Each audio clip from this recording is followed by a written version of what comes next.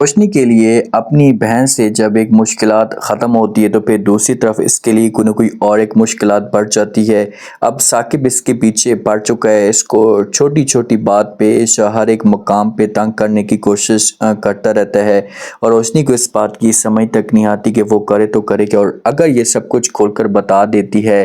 اپنے جو وہ ہسبینڈ کو تو اس کے بعد ثاقب کے لیے جو مشکلات بڑھ سکتی، لیکن فی الحال روشنی ان معاملات کو درگزر کرنے کی کوشش کرتی ہے۔ اب جس وقت یہ جاتی ہے شاپنگ کرنے کے لیے تو ثاقب اسے دیکھتا ہے نا، تو اس کے پاس بھاگ کر آ جاتا ہے، اس کے ساتھ تصویریں بنانا شروع کر دیتا ہے، اسے تنگ کرتا رہتا ہے۔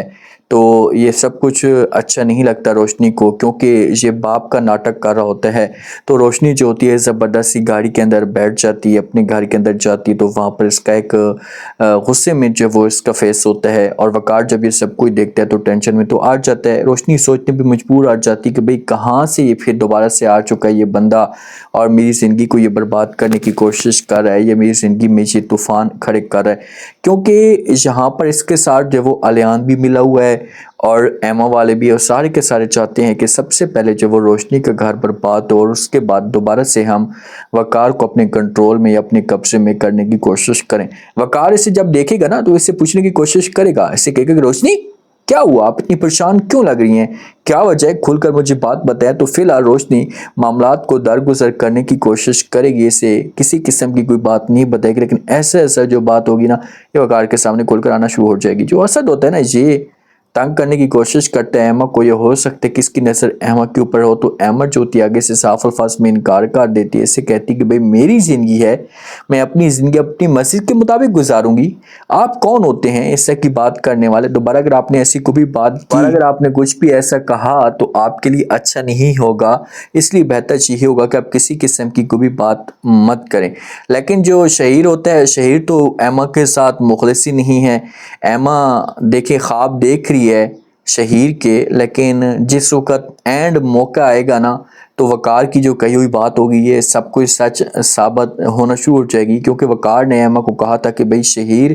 کبھی بھی آپ کے ساتھ شادی نہیں کرے گا، آپ جتنا بھی زور لگانا چاہتی ہیں لگا کر دیکھ لیں۔ اسد جو ہوتا ہے نا یہ فمینہ کے ساتھ بات کرتے سے کہتا ہے کہ بھئی کیا الیان کو جو وہ آپ دوبارہ سے موقع دیں گی، کیا آپ کو لگتا ہے کہ وہ آپ کے ساتھ مخلص ہے اور اس کے دل میں کسی قسم کی کوئی کھوٹ نہیں ہے؟ تو اب فمینہ بیچاری کیا کر سکتی ہے، اس بات کا پتہ تو ہے، بلکہ اس کے لیے سارے کے سارے دروازے بند ہو چکے ہیں، اسے پتہ ہے کہ اگر میں نے کچھ ایسا کرنے کی کوشش کی تو اس سے میرے لیے مشکلات بڑھ سکتی ہیں، تو اسی وجہ سے بیچاری مجبور ہے، اس کے پاس کوئی آپشن نہیں ہے، اور یہ چپ چاپ وہاں پر جو وہ جانے کے لیے الیان کے پاس تیار ہو جائے گی۔ لیکن الیان جو ہوتا ہے نا یہ ثاقب کے ساتھ بات کرتا ہے کہ بھئی اتنی آسانی کے ساتھ سب کچھ ٹھیک ہو رہا ہے، میں نے ایسا کبھی بھی نہیں سوچا تھا۔ جو ایما ہوتی ہے یہ گولڈ دیکھ لیتی ہے، ڈائمنڈ جو ہے وہ روشنی کے روم میں جاتی ہے، وہاں پر دیکھ کر اسے دیکھنا شروع کر دیتی ہے۔ روشنی کی تو اب اس سوچ اس طرف نہیں ہوتی، لیکن روشنی بات کر رہی ہوتی ہے، ایما کو کہہ دی کہ ایما جو خلوص ہوتا ہے نا اس کی کسی قسم کی کوئی بھی قیمت نہیں ہوتی، تو ایما کی سوچ ہوتی گولڈ کے اوپر، تو کہتی کہ بھئی خلوص کی تو قیمت نہیں ہوتی لیکن اس کی تو قیمت ہوتی ہے نا، کتنا مہنگا ہے۔ تو یہاں پر جو وہ روشنی جب یہ سب کچھ دیکھے گی تو یہ بھی بڑی حیران ہوگی، اسے غصہ آئے گا، جب ان دونوں کے آپس میں ڈسکس جاری ہوتی تو پیچھے سے فمینہ جو ہوتی یہ باتیں سن لیتی۔ اب فمینہ